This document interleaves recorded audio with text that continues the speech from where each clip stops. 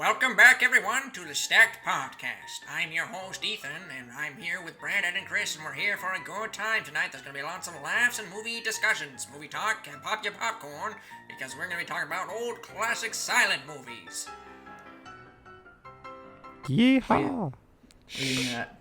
Silent I films. like Guys, these are silent films. We can be as quiet as we want. my movie. Should this be an ASMR version? No, I don't. Like No. I don't think.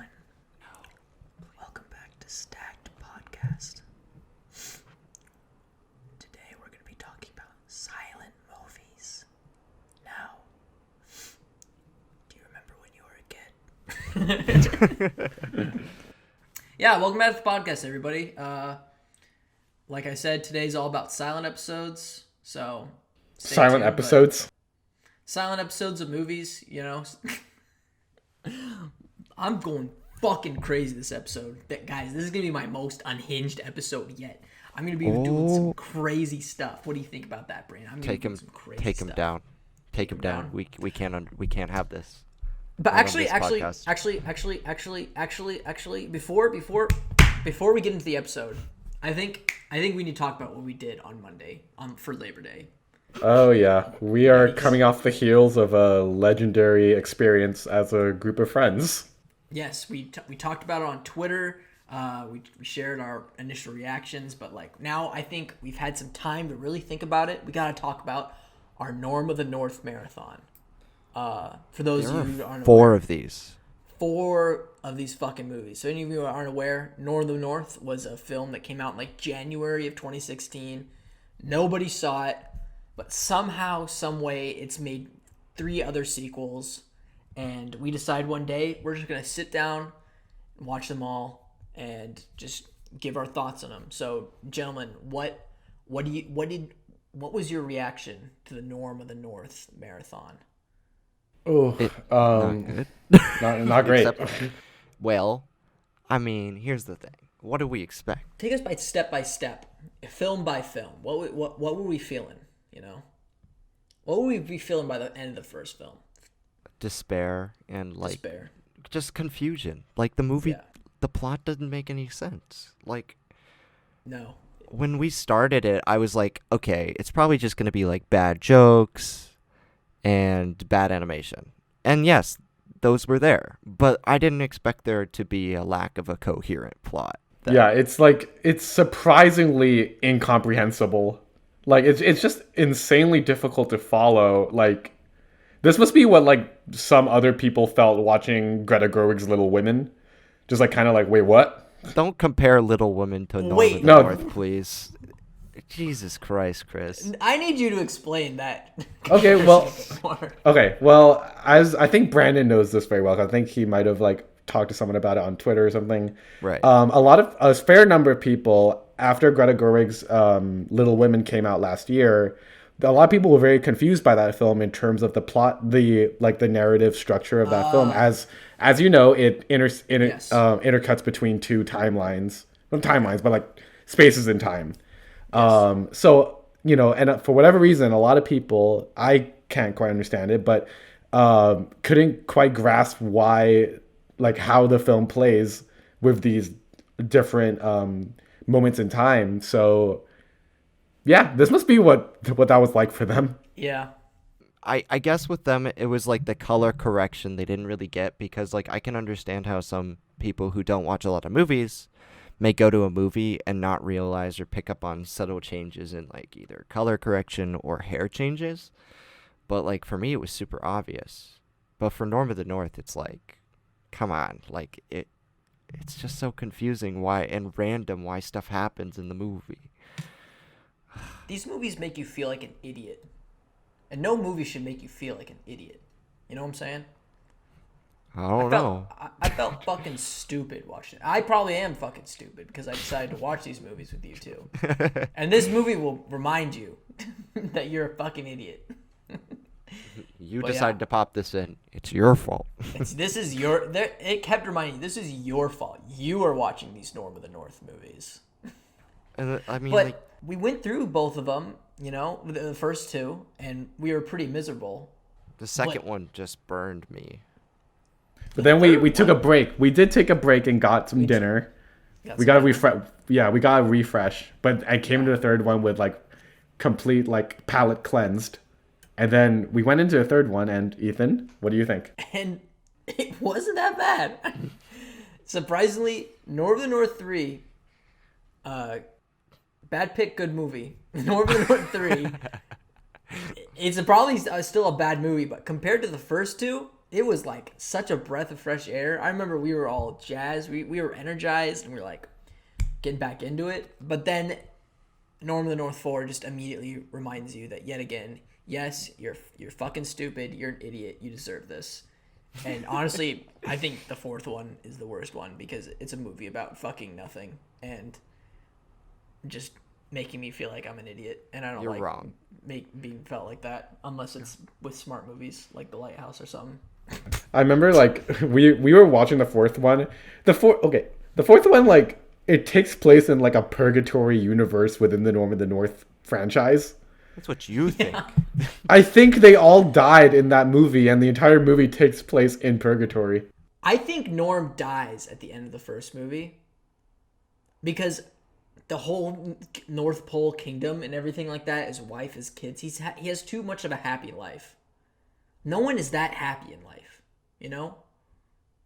So we're here to propose that Norm of the North, Keys to the Kingdom, King Size Adventure, and Family Vacation happen in purgatory because Norm is a sinner and he's dead and he does not deserve heaven or hell, is our thesis.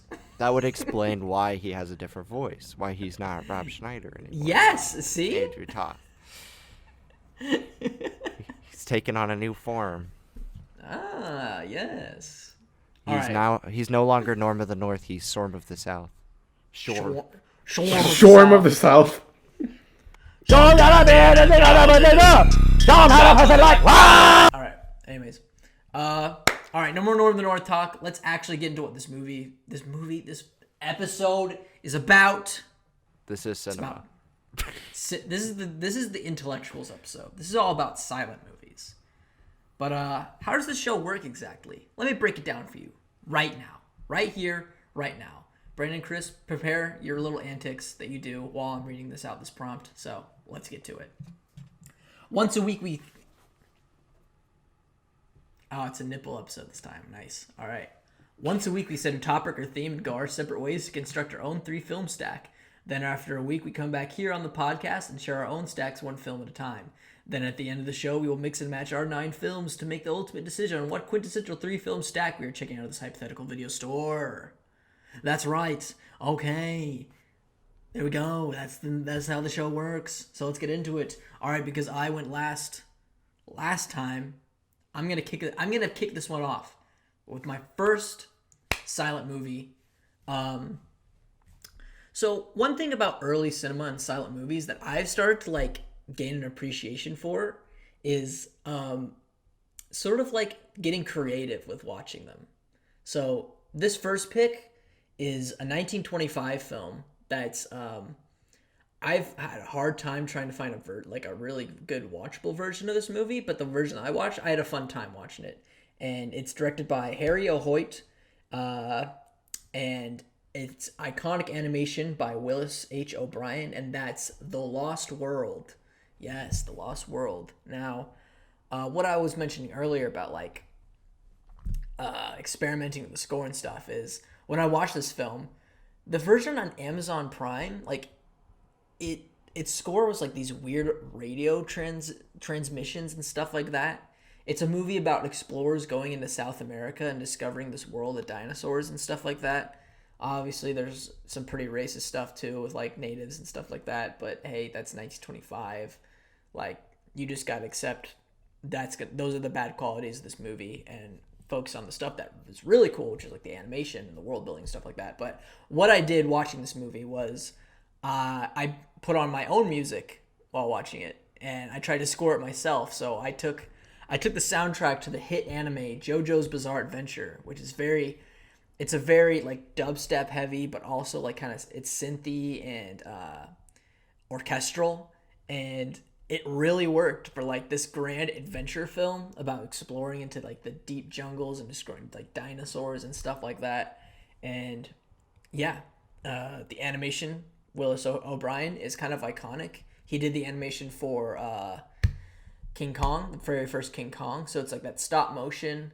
It's kind of quirky and like, I don't know, I kind of like that kind of stuff. So that's why I chose that as my first silent film. Boys, what do you think? Does this have anything to do with Jurassic Park: The Lost World? No. Okay. But it is dinosaurs in the real world. That's what I was thinking, because I'm like, I have no idea what this movie's about. Chris, you're actually, the end of this movie is a Brontosaurus like storming through the streets of London. And that's kind of like the T-Rex at the end of The Lost World, right? I mean, Yeah, hey. kind of. Crichton might have been inspired. Yeah, hey. When he was writing his book, but I don't know. I like it. I like the idea. Love me some dinosaurs. Grew up loving dinosaurs. Is it any like? Did it inspire like other modern films today? Like Yeah. like Land of the Lost. Land of the Lost. I think lots of those films like Journey to the Center of the Earth, Land of the Lost. I think Jurassic Park. Yeah, I think Jurassic Park had a big influence on this. Obviously, like I said earlier, King Kong, because it's what. You said Jurassic Oh, sorry. Park. It's influenced by this, not has an influence on this. Sorry. King Kong, like I said, shares the same animator, so they're very similar films actually. If you think about it, it's like explorer goes to this land. There's dinosaurs. They witness dinosaurs fighting. They take a dinosaur home, and then the dinosaur sort of fucks up with everything. But in King Kong, it's a gorilla, and there's actual character development stuff like that. But here, I don't know. It's kind of cool to see like this fantastical filmmaking in 1925, fantastical live action filmmaking, I should say, because they're doing some pretty cool stuff in animation. But it's just cool to see an adventure film like this that early on in the game, you know? So that's why I decided to shout it out on my list and have it as my first pick. Sick, nasty, sick beans. All right, let's go on to Chris. Chris, what's your first silent film pick? Hit it. Okay, so my first pick is, I think we saw this in Film Aesthetics, or no, maybe Film History when we were itty bitty freshmen. It is a 1936 film directed and starring the great silent comedian Charlie Chaplin. It's Modern Times. Now, I mean, there's a reason among many that Charlie Chaplin has kind of transcended like the form of cinema and has become like synonymous with comedy. Everyone knows the image of Charlie Chaplin, the way he walks, his hat, his cane, just like his gesture and kind of fun-loving attitude. So there's like persona there that has kind of moved past, the form of cinema itself. And with Modern Times, I personally think among the limited Charlie Chaplin films I've seen is my definite favorite. I think what kind of makes this one stand out to me among the rest, like in comparison to say The Kid, is there's this, in addition to of course what you'd expect from a Charlie Chaplin film, which is slapstick humor, amazing stunts, antics, and just all around craziness. There's also like a very like apt dissection and critique of capitalism within American society. I find it like, really interesting how directors, and in this case, the performer, is able to like bring about critiques and like deep themes through something as seemingly innocent as, say, a guy running around town and getting into trouble. But yeah, this is like a personal favorite movie of mine. I really enjoy this movie every time I watch it. There's this scene in the beginning where he's in a factory and he's like, just doing his like job, but like he just can't. Charlie Chaplin's the kind of guy you can just watch him and you're entertained from start to finish. I don't know. What do you guys think? I don't think it's a silent movie. Well, it has like. What do you mean by sound effects and stuff? And that was already in like the yeah, film I think so. But I do think because it was like but coming the sentiment is there. Yeah, no. and I'm not trying to discredit it because I love Modern Times. I love that movie. I thought about it for my list, but what immediately like strikes me about the movie is it's different from stuff like The Kid. I'm willing to let it slide. The idea Me too, that because you talk about like the artist, right, people. and Charlie That's a silent Chaplin. movie, and that's just as much as a silent movie as this one. So Right. yeah, Like The Great Dictator and Monsieur Verdoux are two later Charlie Chaplin movies that have sound in them where he actually speaks, which is really surreal if you've seen his other movies. So I think in Modern Times, because he's still that tramp character and still doesn't speak, I think it's fine. I just wanted to bring that up. But regardless, Modern Times is hilarious. Great. I think some of his best sequences are here, like when he's like testing out the new machine for the workers where they're eating corn and soup and shit and it's going wrong. It's great. It's great slapstick. When he gets sucked through the conveyor belt at the beginning, iconic. Like, I don't know a single person who doesn't know what's that's from, and like not many people watch movies from the 1920s. He's not really my favorite silent comedian, but we'll get to that later. But I still really enjoy Modern Times. yeah. I think I'm more of a Harold Lloyd guy, if I'm gonna be honest. Like I enjoy films like The General and stuff like that, but I really love. That wasn't his movie. I know, and I'm talking about Modern Times. I'm just talking about slapstick, modern silent film slapstick. I'm just saying. Okay. Sorry. I like Charlie Chaplin, but I appreciate Brennan's hiding behind his mic in embarrassment. You should be really embarrassed and let me finish my sentences sometimes, Brandon. Yeah, I really like Charlie Chaplin. I like his movies just fine, but like I said, there's other silent film comedians that I sort of appreciate more. But Modern Times is probably my favorite of his work that I've seen, and it was really awesome watching this film on a big screen, like as a small itty bitty freshman, like you said, Chris. I don't know. I bet it was a lot of people's first experience with this kind of film. You know, I think it probably was mine. I don't remember watching too many other silent comedies before then, but yeah, I had a great time with Modern Times. Great time, Modern Times. Awesome. Okay. Brandon, do you want to talk about your movie now, please? Okay. Your first pick. The way I see it, any movie can be a silent movie as long as you put it on mute. So my first pick is Back to the Future. No. What are you gonna do here? I just wanted to play a prank. I wanted to prank. Okay. I was gonna say like Parasite, but like you guys would, have you seen the silent version? Just of imagine Parasite? the You look just on put it on mute. Just imagine the look on Ethan and I's face, like if you did it, and we're just like, Okay. Okay. So my first movie is from my favorite silent comedian, Buster Keaton. It's a film called Our Hospitality. It's from the early 1920s. It's a movie that parodies the Hatfield and McCoy dichotomy, like how like that those two families were warring in the West, and how it also plays on this Romeo and Juliet style comedy story where Buster Keaton's character falls in love with like the opposite family's character.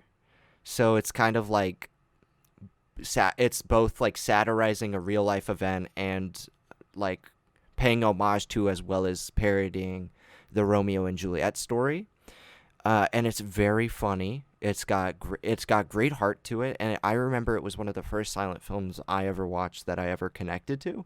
Like I think I saw it after The Kid, but I loved this far more. There's a sequence, everything with the train in the first 30 minutes of the movie is outstanding because like what they're doing here is it's simple, but it works. And Buster Keaton does his own stunts, and the slapstick with that is humorous as well as kind of like thrilling because you don't know what's going to happen to Buster Keaton. I don't know if you guys have seen his other movies, but like The General, where I know I said Harold Lloyd did The General. I feel stupid now. Yeah, now I meant to you say Buster Keaton. hide behind your mic, you little bitch. All right. And where like the doorway or the whole front of the house falls on him. It's kind of like stuff like that. Like there's one point where he's dangling over a waterfall and has to save somebody, and it's hilarious because they just keep swinging back and forth into the waterfall and outside of the waterfall, and you're like, this is funny because they're gonna die, or maybe they're not. I don't know. This is funny because they're gonna die, and I'm here to see it. You psychopath. That's my first movie. I don't think I've seen this film, but as I was trying to say earlier, I just swapped the names. I'm a big fan of Buster Keaton. So, yeah. Chris? Yeah, I actually like, kind of like you, Brent. I feel like for me, it's always kind of a toss up between like Charlie Chaplin and Buster Keaton, because I don't know, they're very similar performers, but like there's something about their like mannerisms or something about like the way in which they perform that kind of like tips the scale in one's favor over the other from time to time. So like for me, Buster, I feel like he's more of a stunt. He has this more like daring, stunt heavy kind of content in his films. Yeah. Like more often than not in Buster stuff, I'm genuinely like, this guy's about to die. There's no way he's gonna make it out. But like Right. Charlie is like more slapstick silly, and that's not to discredit it. There's nothing wrong with that, and like equally as valid of like, you know, a comedian style as Buster's like stunt. But yeah, I do totally get like why you would pick a Buster Keaton film, because like, yeah, there's something special about like seeing someone from that time where they didn't have that many like visual effects. Like all of their quote unquote effects that can add illusion to whatever they're doing were still like to some extent practical. Mm-hmm. Like, you know, you didn't have room to go in post and like add an explosion unless like, I mean, maybe they did. I don't know. I'm not from that era, but Probably did. You're not. But yeah, I mean, like, I don't know what to make of it. Like, anytime I see Buster's films, I'm just kind of like, they did that for real. They must have done that for real. And like, I mean, like, you see his legacy echo into like the performers of today, like the stunt slash actors of today, say like Tom Cruise or Jackie Chan, for example. And yeah, this is a great. This is like Buster and Chaplin are just like timeless comedians. For me, it's like Chaplin is like this innocent, like his tramp is very innocent and mischievous, but with Buster Keaton, you get characters that are more like risque, or like able to like take risks and stuff like that, whether that be through like love interests or him like trying to like, because like with Charlie Chaplin, it's very cutesy the way he communicates with women in his films, whereas Buster Keaton is more like he's trying to be dashing, he's just failing because he's like not as smooth, and I think that's much more hilarious. Although for drama, I don't know who I prefer, like how like drama plays out in like City Lights, you know. I think Chaplin's more sentimental. Yeah. You know, like with works like The Kid and like you said, City Lights and stuff like that. But Keaton's he's crazy, dude. He was crazy. He's not alive anymore. That'd be crazy if he was alive. He'd be even crazier. Yeah, and like one thing I this episode's dedicated to Buster Keaton.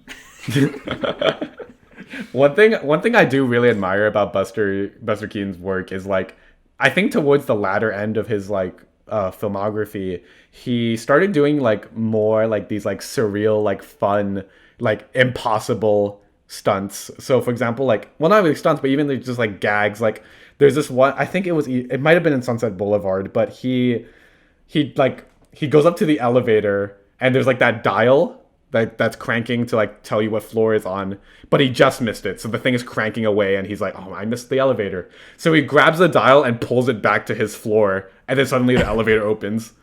I'm just like, adorable. Yeah, like stuff like that. It's just like, it's really, yeah, kind of like Chaplin. It's cutesy. But yeah. I don't know if that's Sunset Boulevard, but I have no idea what it is. But it's good. It's good. Yeah, I was like trying to remember where in Sunset. I know he's in it, but I don't remember like if he had a big role. All right, cool. All right, on to me for my next pick. Like we're zooming this episode. We're not on Zoom. Really, we're on Discord. We're really nailing the tempo of this show. All right, so mine. I'm taking a bit more of a somber note than these past two slapstick comedies. My next film is a French film directed by Carl Theodor Dreyer. It's a 1928's The Passion of Joan of Arc. Now this That's a good is one.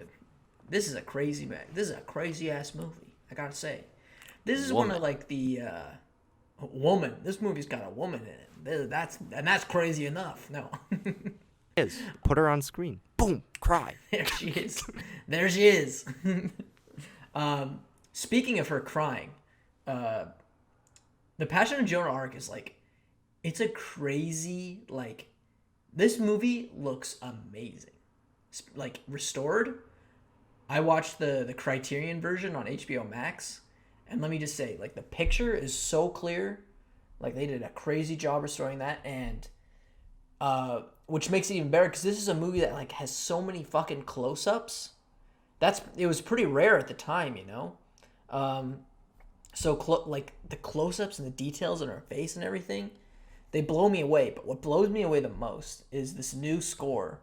Now, it was hard trying to find who exactly did the score for this 2015 restored version, but I think it's Adrian Utley and Will Gregory. That's what I found in my research, and it's fucking...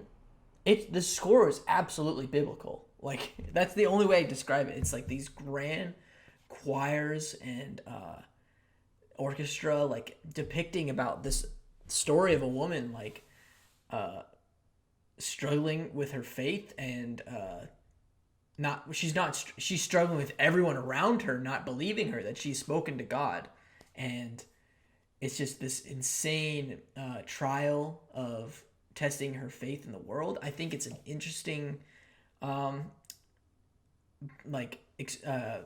sort of exploration. Jesus, why did I forget exploration?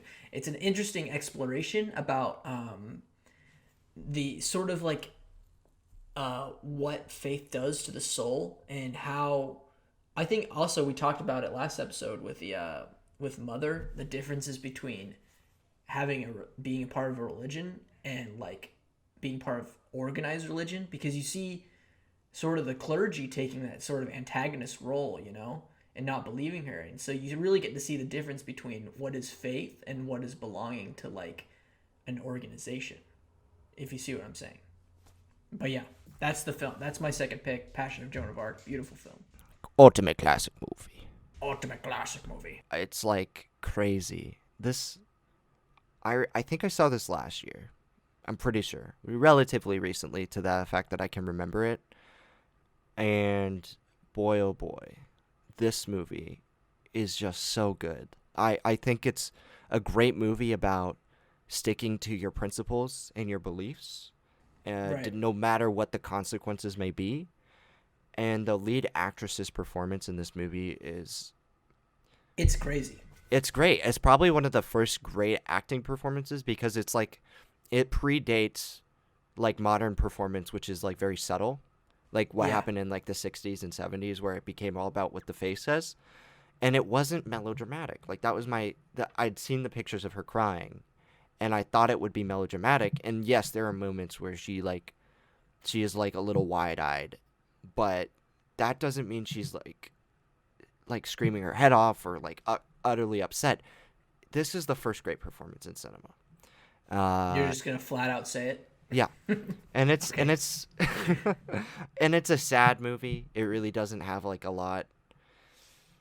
Well, everyone knows the story of Joan of Arc and how that goes. So. It's very similar to that, and the way it ends is very distressing. But I would not lie if I said I wasn't entranced from beginning to end. Right. And even as a person who is not of faith, I don't think any of us are. Right. But it's still just like, it's a fascinating film by examining the willpower of a human in that sense, even if you don't believe in like what she believes in, you know?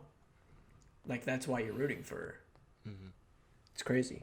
Chris, what do you think? So, in all honesty, I have never actually seen this movie. However, I have seen numerous clips of it because of my cinematography classes in college. And kind of like what you said in the beginning of when you introduced this film, Ethan, the images that this film produces is like incredible for, especially when you consider the time that it was made. The only things that I can think of that even comes close for the era is maybe Ben-Hur, like the 1925 Right. Ben-Hur, and maybe some of Griffith's films, but I'm not gonna go there. But like, yeah, Could maybe talk about that. 'Cause he's No. some- I hate him. I hate. Oh, all right. Listen, next episode of Stacked, we're gonna have some serious Brandon versus DW Griffith beef. You're not gonna want to miss it. They're gonna be a shouting match. Just buy your tickets online, pay-per-view. It's gonna be sick, guys. It's gonna be intense. Look forward to it. You should have one DW Griffith with boxing gloves on one side, me on the other side with boxing gloves, a Bill or a Brown Am side. I gonna need to make that poster? Fuck. And then you're gonna be like, it's gonna be like WWE, and then it's gonna be like, ding ding, and then we're like walking towards each other. Like, I'm not gonna do a full ass animation like that. I'll maybe make a poster. Maybe. Right, sorry for interrupting, Chris, with that you're big good. fight night announcement. But yeah, I mean, like the scope and scale of this production is kind of ridiculously big. And like it can really, other than like eras, like these films, like whether that's Ben-Hur or Joan of Arc, like if they're only really ever like dethroned in terms of like the scope and scale of the image, like generations later with maybe Lawrence of Arabia, because that's a commonly associated like talking point in like the world of like, you know, cinematography, like chatter. But yeah, I mean, like from what I mean, I know the story, but like, you know, I've never seen it on screen before, so hey, maybe this is something I need to check out sometime soon. Oh yeah, it's on Canopy, I think. So it's Everyone. everywhere. it's everywhere. With any 1920s or movies preceding that, you can just find it. But I would strongly urge trying to find the Criterion 2015 restoration version. Any restoration of a silent film will be better. Will be better? Yeah, than the original, because like the restoration. Oh, I thought I thought you were saying that as in to disagree with me. Like, No, you're I like, disagree with any version is better than that one. Like, no, shut up. I was like, okay, never mind. All right, but that's my second pick. Chris, would you do me a favor and take me into your number 2, please? Come on. Don't do it, dude. Don't take the bait. Don't do it, man. Just shut up, Chris. You do not have to talk now. Okay, go for All it. right. Well, my second pick is a 1922 film. It is a horror film. It is directed by F.W. Murnau. It is Nosferatu.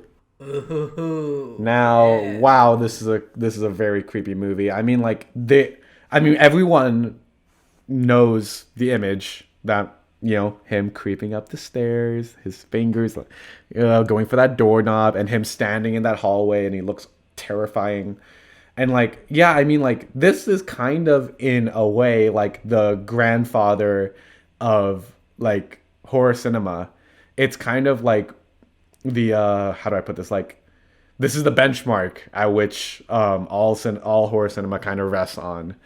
And yeah, I mean, like this movie is just like creepy from beginning to end. There are images in this film that have stuck with me ever since I saw them in freshman year. And I mean, like I can see like how often like contemporary horror directors are influenced by this film, whether that be in the way in which it executes its horror aspects, or like maybe in the way in which it structures its narrative. But there's just something so unsettling about this film.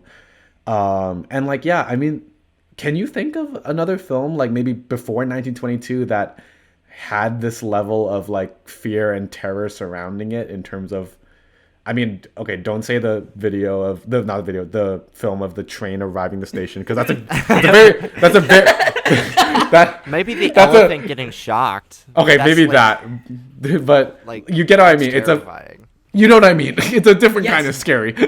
Eerie. It's eerie. Eerie, I that's a think, good word. 1921's The Phantom Carriage and 1920's The Cabinet of Dr. Caligari, maybe. Maybe, but that's like more fantastical horror, you know?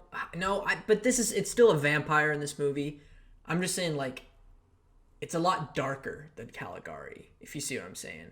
I agree. Because with that one's Yeah, I'm down. sure, this is a German film. Sure, this has German expressionism, but Caligari goes so fantastical with it, with its production design and everything, you know, that you sort of get lost in those elements rather than like the actual horror of like this character that Caligari has created. But this one, I have a confession to make, guys. I watched this movie on my iPhone in the car, which I'm gonna lose all my film credit. I'm gonna just be banned. But I gave 3 stars probably because of that, because I was on a road trip and I watched fucking Nosferatu on my iPhone. I'm a dumbass. So what I'm gonna do, Brandon and I were talking about this before the show started. We were talking about Werner Herzog's movies, and he remade Nosferatu. So I think I'm gonna do a double feature, little Nosferatu madness. I'm gonna rewatch this one, and then I'm gonna watch Herzog's remake, and maybe I'll report back to you guys in the next episode. But yeah, I just like this is such an iconic movie. Where did you get boxing gloves? Brennan just pulled out fucking. Wait, hold on a sec. Okay, go. There. You got boxing gloves. What the fuck? That's Take what a I get for picture. watching. I already did. That's what I did. For D.W. Griffith. Oh yeah, we'll do a photo shoot. We'll do a photo shoot for your big fight with D.W. Griffith. Brandon's gonna end racism, guys. Is what we're gonna. Once he knocks out D.W. Griffith in this big match, racism, you're done. Sorry. Anyways, Never stood a chance. iconic film. Nosferatu's best cultural impact is his feature in the SpongeBob episode.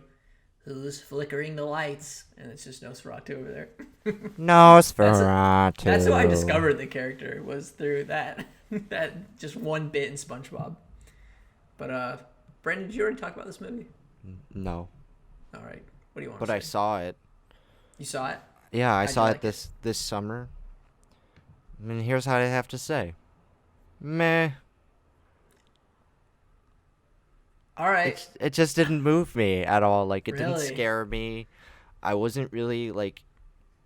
I was so hyped for this movie because I know everybody likes it, you know? And it just didn't do anything for me. Like, there's some good, shots, like the iconic shots that I remember from Cinema Past. Cinema. Dracula. Yeah, well, I prefer Dracula to this, but like, I prefer Dracula too, but both the Spanish even and I the can English acknowledge. version. And I went, like, the stuff where he's walking up the stairs, excellent. Like, great cinematography, but it didn't really strike fear into me, and I really didn't care about the characters all that much. But, I mean, impressive for the time, no doubt.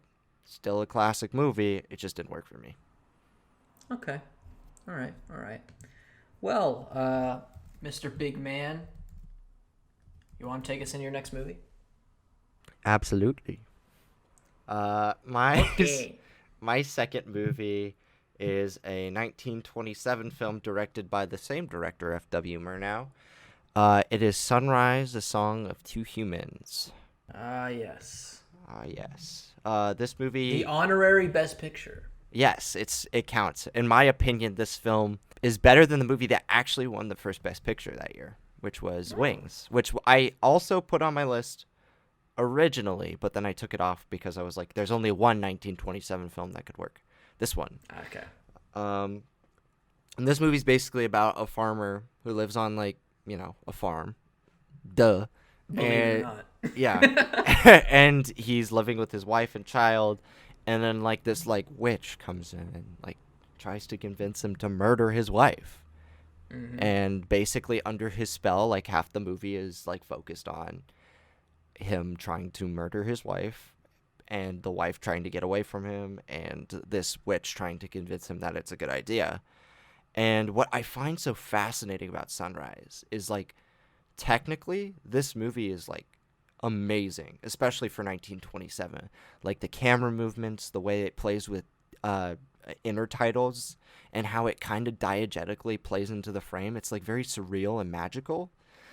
The story is really compelling, and even though it's simple, like you feel for the characters, and like I was very impacted by this movie. The cinematography is brilliant.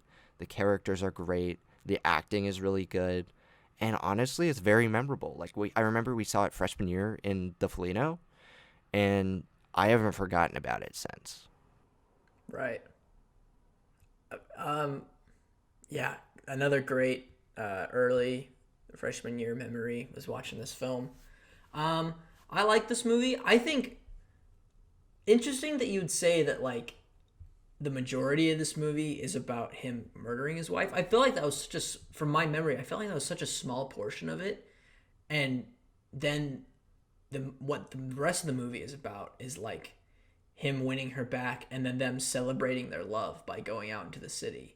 And that's the part that I really find beautiful. Like I really enjoyed those sequences of them going into town and like to the carnival and stuff like that.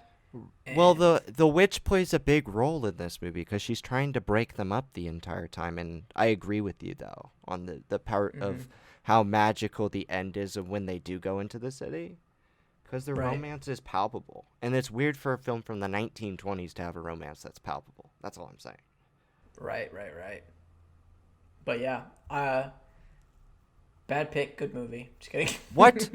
Good pick, Brandon. Good movie. Chris, what do you think? Yeah, kind of similar to you, Ethan. This was a very fond memory of mine in freshman year. Just kind of seeing this movie. I think it was a double feature with something else. Do you guys remember what that was? I know what it is, and it's my next pick.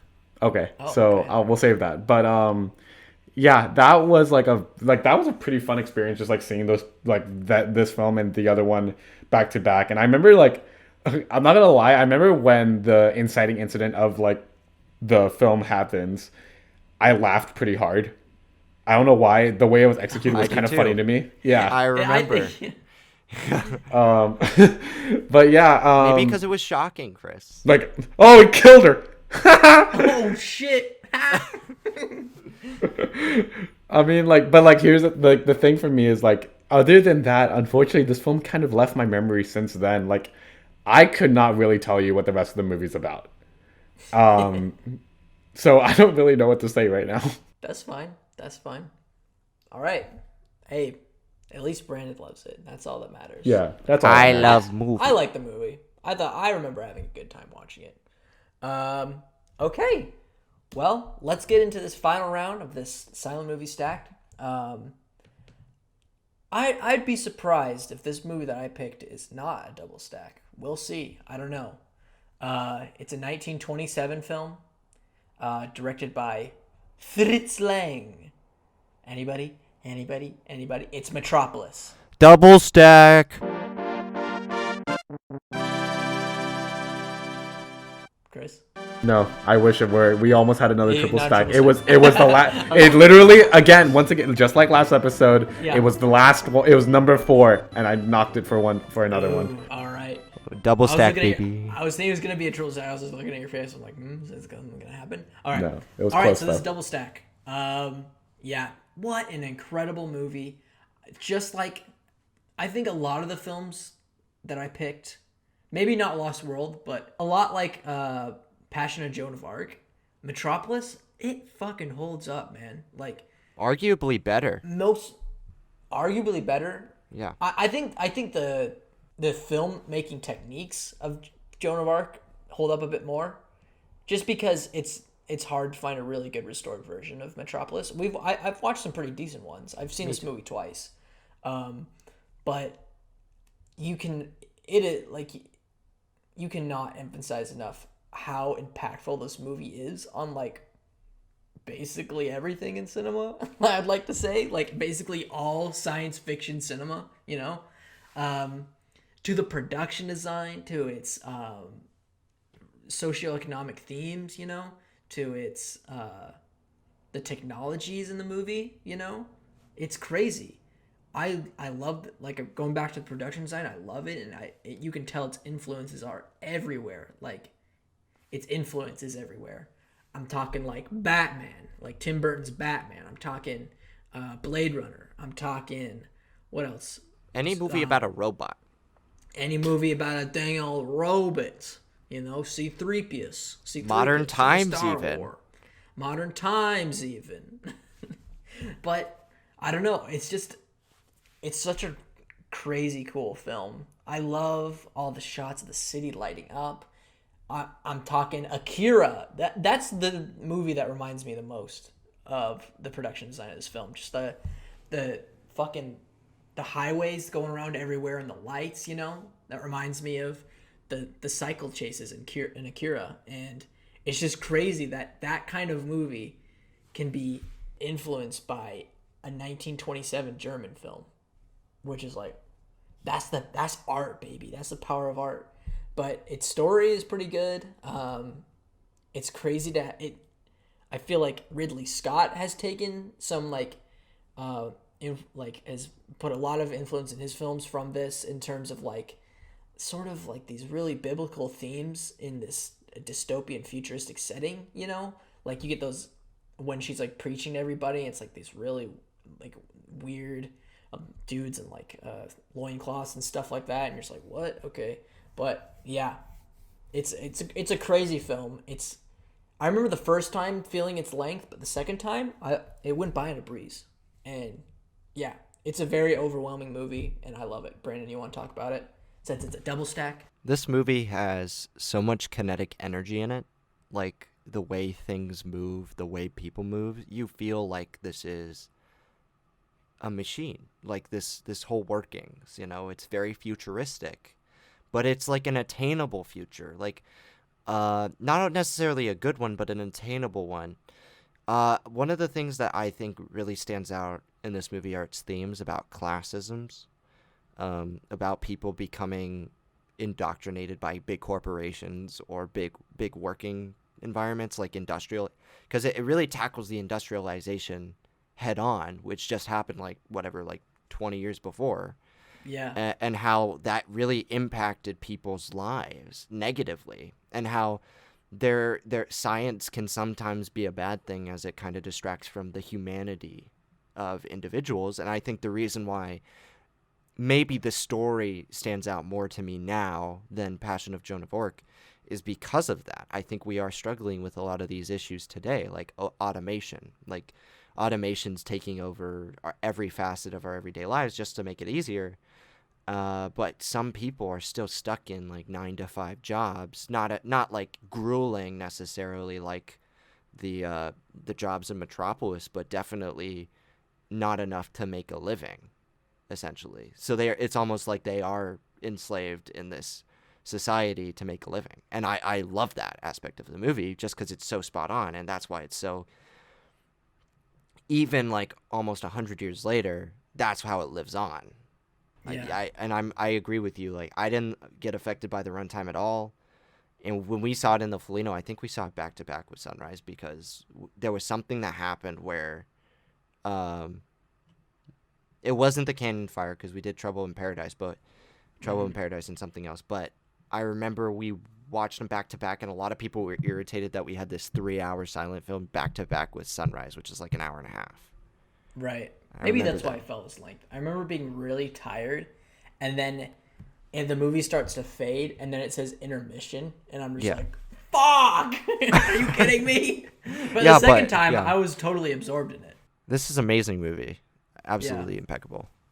Chris, what do you think? Yeah, this is like this is one of the films now that I remember it, it's one of the ones that I think I could actually now compare to like the scope and scale of like I said previously, Ben-Hur and Joan of Arc for the time. Yeah. And like you guys said, this was kind of like one of the early films that like really made this an art form in terms of like not only in its execution, the design, the production, the actual making of the film, obviously, but in its themes and in its narrative. There's a lot of artistry here, and it's one of the first pieces that really starts to like push the medium forward into something more meaningful than just moving images on their own. There's something more beneath the surface at work with Metropolis, and I'm sure many other films at the time. But yeah, I mean, like, gosh, like you said, Ethan, this film has become like a relic in the world of science fiction and robotics. Like, as everyone knows, like C-3PO was modeled after the robot in this film. And like, it's timeless. Like, you can really just see this film at any point in your life. And like, yes, you may be bored, especially if you're really young, but there's something kind of enamoring about like the knowing that this movie came out in like I think it was 1927, and just being kind of like in awe of how grand of a piece this is, especially in comparison to other films at the time when, the medium was still kind of in its infant years. But yeah, great movie. All right. Well, let's see. Chris, since Brandon already took us into his third film, let's wrap it up with your last pick on our Silent Film Stacked episode. Well, I'm going to wrap up this episode by introducing the film that all three of us saw together, and it's the first film we've ever seen together. It is 1902's George Méliès's A Trip to the Moon. Oh. I think this is a delightful way to end the episode. This is a very, very magical film. Really like one of the first films that really took advantage of the medium and decided to run into fantasy. Really just like deciding like film is something more than capturing reality, because this was like at a time where film was very much a experimental medium. At the time, a lot of the films that were being put out were just like recording everyday activity, whether that's a train arriving at a station or workers leaving a factory. But Méliès decided he wanted to start doing some form of a narrative and doing something that, might capture the minds of like an audience in the same way a book or a story might. And yeah, this is a great piece. And like, this is a timeless piece. There's the image of the moon, the face of the moon with a rocket in its eye, like, is timeless. Everyone, for whatever reason, knows that image, even if they have never seen the film. Even if you don't know what the movie is, you know that image. Yeah, and like it's just such a fantastical piece. Obviously, a lot of its techniques and whatnot have become dated, because it's over 100 years since. But I'll be damned if like there's any film that has this kind of like magical legacy. Obviously, there are a lot more films that are more iconic and might be more meaningful, but there's something very pure about this film. And I think that's why this film means a lot to a lot of people, because it's such a relic in this otherwise sea of films. Yes, I agree. Oh, man. Something that you don't see anymore that's like so unique to Georges Méliès is our movies, like the way they move. Like, shit. No, they don't make them like they used to, huh? Sort of like blending. Well, science fiction was sort of like so closely tied to fantasy back then, Like, you don't have astronauts going to the moon in this movie. You have wizards, You have dudes with like the pokey little hats and long beards, like, let's go to the moon. We will shoot ourselves up into a bullet and hit the eye of the moon and talk to these little green amphibian aliens and stuff like that. And the only other movie I could like compare like the aesthetics to this is, I don't know if you've seen the animated film Wizards. I have. Brandon, you've seen Wizards, right? Yeah, my dad loves Wizards. It's very similar animated style. I feel not like... I know the movie's not sort animated. of just in blending genres, I guess. But there was no really genres to blend because science fiction was such a abstract thing back then, I would compare it to Land of the Lost, starring Will Ferrell and Day and Evening Bride. What? Very similar movies. No, but yeah. That's crazy to think about. This was our first movie that we saw together. And one of the first movies. Ever. Ever. We saw it in 3D. No, we didn't. But we saw this in a Dolby theater, which is an experience I'll never forget. And then we in had to color. watch the poopy movie Hugo, but I love this one, let me tell you. You're disappointing. Brandon, what do you think about Trip to the Moon? I really enjoy it. I mean, how could you not like this movie? It's like short, and like if you have a short attention span and you don't like movies generally, just like look it up on YouTube, the colored version or the fucking black and white version, and they're great quality, like surprisingly for like when it was made, and it's a great little like short. You know, how could you not fall in love with those wizard characters? They're so silly. It's iconic. The imagery in it is great, magical, fantastical. There's not much to say about it because I don't even think there are intertitles in it, if any, right? It's all visual storytelling, which is great, but there's really not much to say about like themes to be had, but it's definitely an adventure, and I can really appreciate that. Yeah, movies aren't what they were now. You can like, they weren't, for one, they weren't as long as they were now. They were usually around this time, you know. This is a 14-minute long film, and that's what a film was considered, you know. But Yeah. they were just stories, you know. They were just a little fun. And people were just trying to see what they could do with the moving image, and I it's can't just- wait. Can't wait. for what. I can't wait to walk into a movie store and buy my favorite silent movie, A Trip to the Moon. Can you buy this on DVD? Hold Can you on. play it? No, you have to buy the film reel, kid. It's in the back. Get a. I want to. Can you buy a 14-minute film on Blu-ray? It's I on mean, it better be. it's on Amazon Prime. Oh yeah, you can 19 yeah, it's in, and they have the colored version in Blu-ray. Wow. Should we do that? It's $35. 30. That's more than most fucking feature-length films. I'm not gonna buy that. For the meme. I'll watch it online, thanks. No, I'm waiting for Sally Gardner at a Gallop on DVD. Are you kidding me? When's that coming out? Am I right? Love it. There it is. All right. Well, there it is. Those are films. Let's before this. Oh, this is gonna be a hard final stack because I love it's so many not. of these movies. Okay, well, Brandon already has made up his mind. But before we do that, let's remind everybody what movies we picked. So just go through in order, and I'll kick it off with my stack, and that's 1925's The Lost World, 1928's The Passion of Joan of Arc, and 1927's Metropolis. Chris? Okay, I didn't remember the dates, but modern That's my picks were Modern Times, Nosferatu, and Trip to the Moon. And Brandon. My Your picks.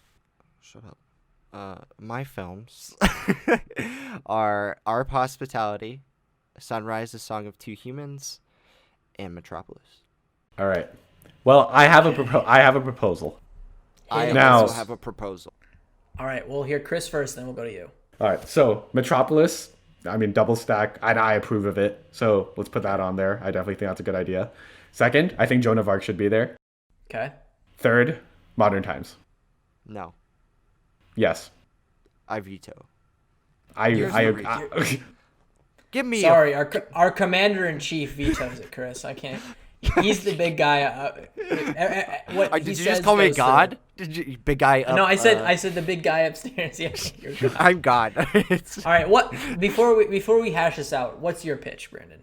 I like Chris's. I don't. You guys gonna have to be a. I like the quality of his films. Here's mine. Metropolis is a long fucking movie, right? Yes. We're doing a triple marathon. Metropolis is in there because it's a double stack. But we need something to kind of balance it out. So what I'm saying is we put A Trip to the Moon in there. Kind of like... Oh. That That surprised me, Brandon. I didn't think you'd put that one in there. Okay, go on. And then I think putting Passion of Joan of Arc in there is great too. I think Okay. that's a fantastic movie. Okay, so I think what we need to decide here is like it's basically, I mean, Ethan, are you kind of down with either of those in terms of it's the debate between Modern Times and Trip to the Moon now? Well, here's where I'm gonna go on the more modern time side.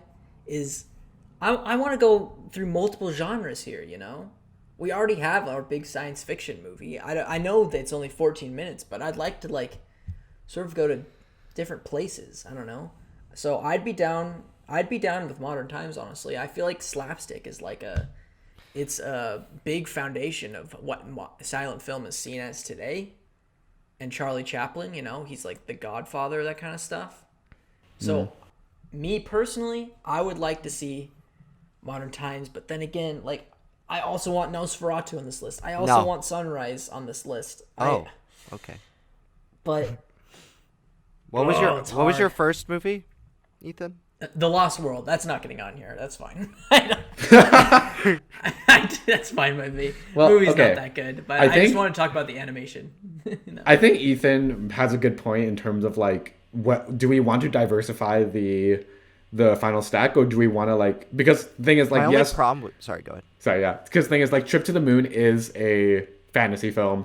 Metropolis is like sci-fi fantasy and slash drama. So I guess they do overlap a little bit, but like still different enough that they are different.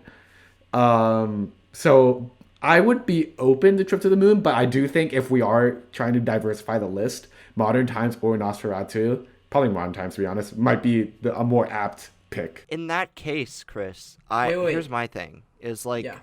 Modern Times is it's very similar to Metropolis in terms of like what it's saying about mechanizing. I thought when you said that, I thought like the jokes are the same. Like The jokes are the same. Brandon, yeah, Metropolis is you're a right. very funny film. So, okay, I've come back around to Trip to the Moon, and here's what I'll say, because I don't think we're ever going to use that movie again. For final stack. For I anybody. think, but B, also, I like the connection you're drawing between Metropolis and Modern Times in terms of its themes. Yeah. So you know what? Fuck it. Yeah, let's put Trip right. to the Moon in there. Let's do Yeah. it. I would have said yes to Modern Times if we had a third movie that dealt with like the mechanization of like humanity, because that like kind of it bundles then together it would- nicely. Yeah, it would coalesce. But since there isn't a third one, I feel like we need to put something in there to balance out the runtime. Not saying it's a Okay. bad movie. Yeah, It's yeah. great pick. Okay. Let's figure out how are we gonna fucking order this thing. How are we gonna order this thing? think Should we do? I think Trip to the Moon definitely should not be in the middle. It should be Yeah. first. Yeah, it should be first or last. I think first, because here's what I'm thinking. If we put it or obviously it goes first because it's not only the shortest, it's the earliest.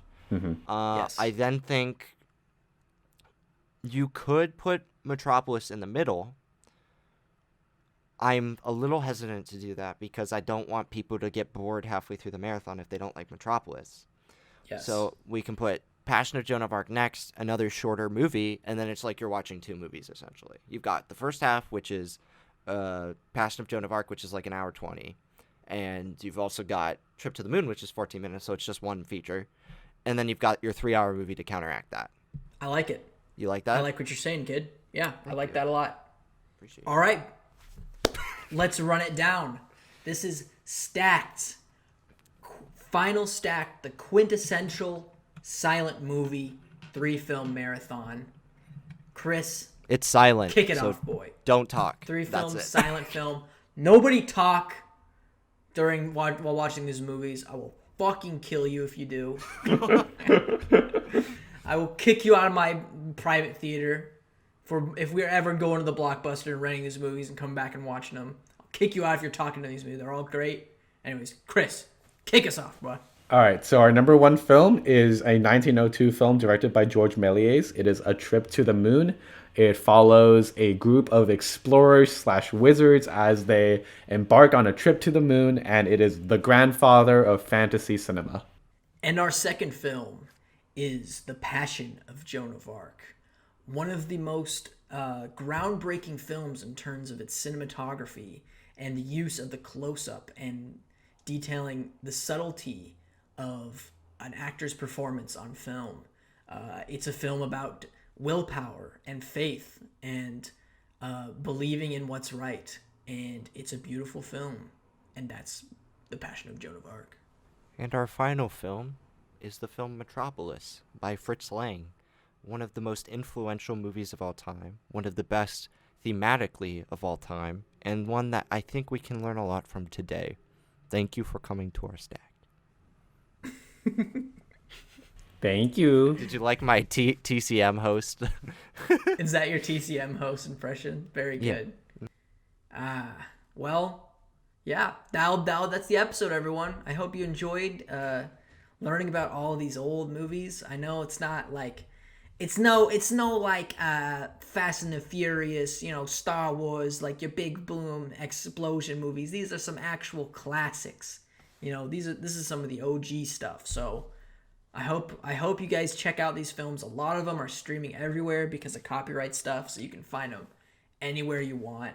Find a good version of it, and please, I think I've seen all but one of these movies, and I 100% recommend you check them out for some exploration of cinema history if you're a cinema fan. And that'll do it, everyone. That's the show. Yay! Yeah, yahoo! Oh yeah!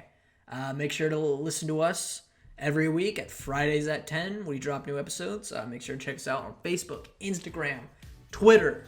Make sure to follow me, Ethan, and Chris, and Brandon on our respective social media sites down in the description. And we'll catch you next time. Hey, Unstacked, Ethan. everyone. Hey, Ethan. Yeah.